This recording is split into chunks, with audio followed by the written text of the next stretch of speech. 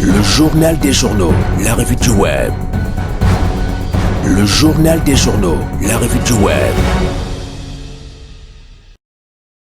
Dans la rubrique de la revue du web et nous sommes contents d'accueillir Marie-Aimée Batomo pour cette rubrique ce matin. Bonjour à toi et bienvenue Marie-Aimée. Bonjour Marie-Claire. Alors la collecte a été fructueuse?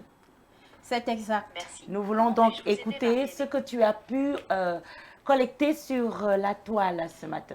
Découvrons-le tout simplement. Et merci de choisir Vérité TV et Sources Radio pour vous informer. À vous tous, bonjour. La revue web de ce matin s'ouvre avec Cameroun Web qui titre « Tension à Maroua 3e, le sous-préfet tabasse la chef de l'ECAM qui déjoue une fraude ». Quelques heures après l'ouverture des bureaux de vote hier à Maroua 3e, l'on assistait déjà à une bagarre entre le sous-préfet de Maroua 3e et la chef d'antenne Elekam. Le sous-préfet, fou de rage, roue de coups la chef d'antenne de l'ECAM de Maroua 3e qui a eu le toupet de renvoyer et de remplacer le chef de bureau de vote, militante du RDPC et épouse du sous-préfet, rapporte une source sur le terrain.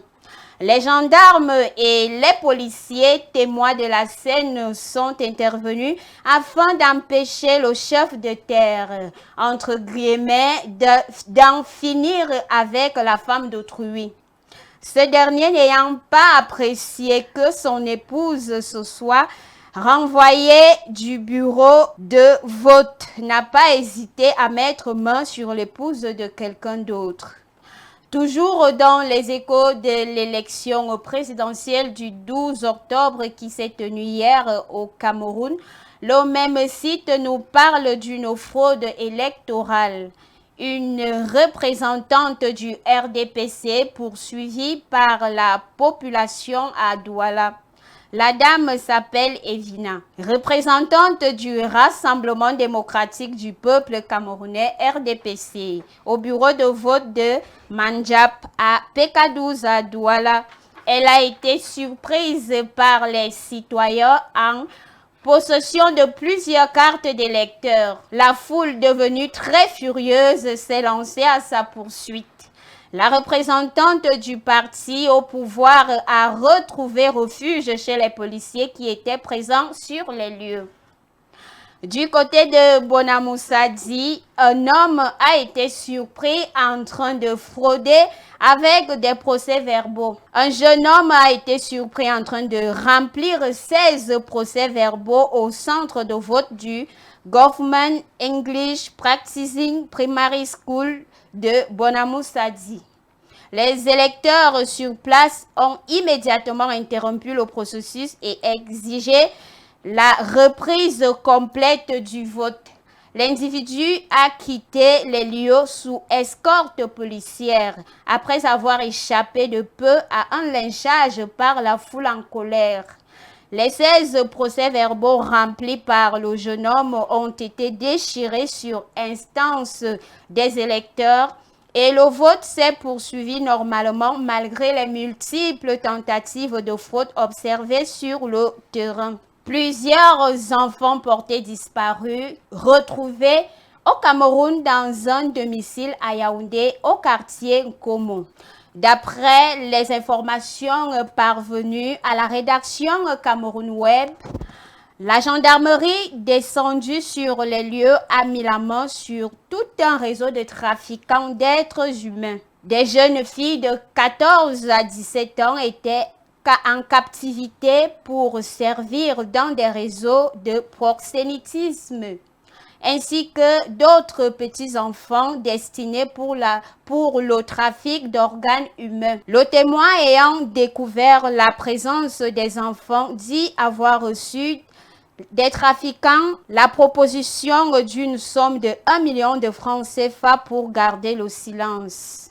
Heureusement pour nous, ce dernier n'a pas succombé à la tentation et a plutôt alerté Le quartier qui s'est mobilisé en silence pour joindre les forces de l'ordre qui ont décidé de faire une descente sans prévenir.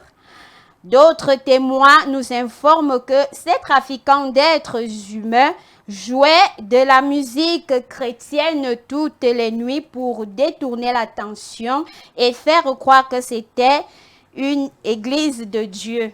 Ils sont actuellement entre les mains de la police. Clôturons cette revue en ligne par le 237online.com avec ce titre plutôt choquant. Cameroun, Yaoundé, il viole et tue son fils, le pays sous le choc. Un drame d'une rare horreur secoue la capitale politique du Cameroun en cette période électorale. À Yaoundé, un militaire aurait violé et tué son fils âgé de 8 ans seulement dans la nuit du 5 octobre dernier. Selon les premiers éléments de l'enquête menée par la gendarmerie de Mélène, l'enfant aurait subi des violences répétées avant de succomber à ses blessures. Le petit Théophile, puisqu'il s'agit de lui, visiblement blessé, a tenté de s'enfuir de la maison pour demander de l'aide. Quelques instants plus tard, il s'est effondré dans la rue. La population bouleversée réclame justice et une meilleure protection des enfants victimes d'abus familiaux. On a entendu des cris, plus rien, raconte un voisin encore tremblant. Jusqu'à quand ces crimes passeront-ils sous silence? Demande l'opinion publique. Mesdames, Messieurs, ce fut un plaisir, l'ensemble de toute cette actualité sur les sites mentionnés ici. Une nouvelle semaine de nouveaux défis, plus de prudence. Je vous retrouve demain. Restez donc avec Marie-Claire pour la suite du journal. Marie-Claire, c'est tout pour ce matin. Merci Marie-Aimée et à demain s'il plaît à Dieu. À demain.